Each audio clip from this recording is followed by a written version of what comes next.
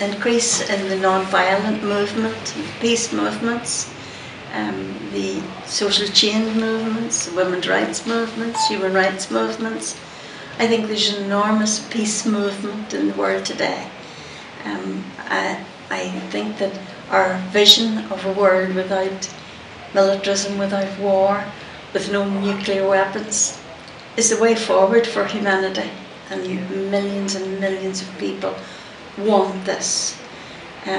Unfortunately, I don't think that the governments around our world are responding to the wishes of the people.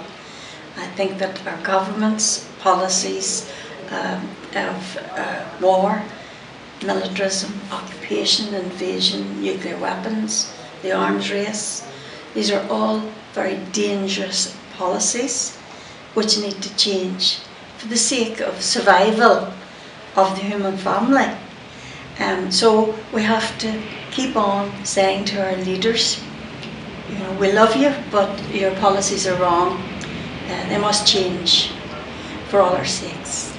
And as long as we keep our message very clear that we are for peace through disarmament, and that we are peaceful people, but we don't agree with the government's policies, then I think that in time these policies will change.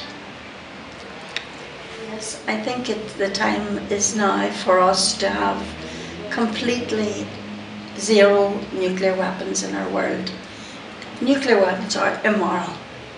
There's no way that we can use nuclear weapons on our brothers and sisters in any country in the world. Not only will we destroy millions of lives, we will destroy much of our planet. So nuclear weapons are totally immoral. Every violent conflict has a solution, and peace is possible. And peace is a human right for every man, woman and child, because without peace you can't do anything. You know, you can't have development. We can't deal with the climate change. We can't deal with poverty. We can't deal with a shortage of resources if we don't have peace. So peace is a priority. And we've got to believe in peace and have a passion for peace and know that peace works. And we've got to have a vision of peace. If you don't have a vision of a disarmed, demilitarized, peaceful world, it's never going to happen. But if you believe in it, you can make it happen. And so I think that by us, as a human family, acknowledging, yes, we have problems. Yes, we've hurt each other in the past. Yes, we've not always done things the right way. But let's make a fresh start. Let's say that by beginning to talk to each other, to listen to each other, by getting around the table, by dialogue, by diplomacy. And I mean real diplomacy, not cohesive diplomacy. Not bullying, not telling countries being told what to do, but rather saying, how do we solve this together in a dignified, civilized way? You know, we're better than wars. We're better than nuclear weapons. We're better than killing each other. We can sit down and solve it. Now, to create that personal will for peace, to create that political will for peace, it needs the peace movement to be strong, to be increased, to be spread, to be coordinated, to have a vision.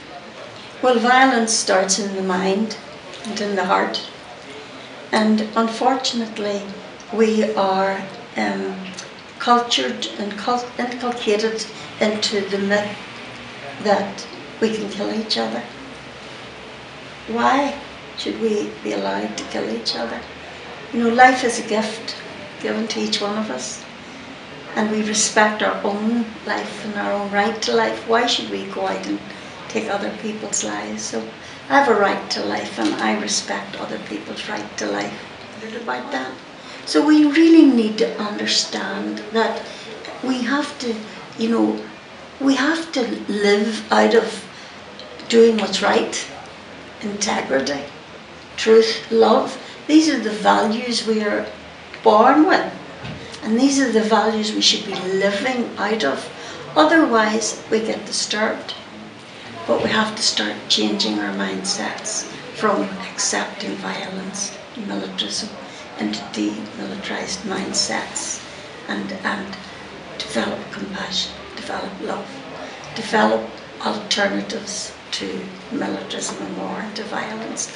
And we're just learning this. We've not learnt how to make peace. We have learnt how to make war, and now we know war will destroy us if we don't learn how to make peace.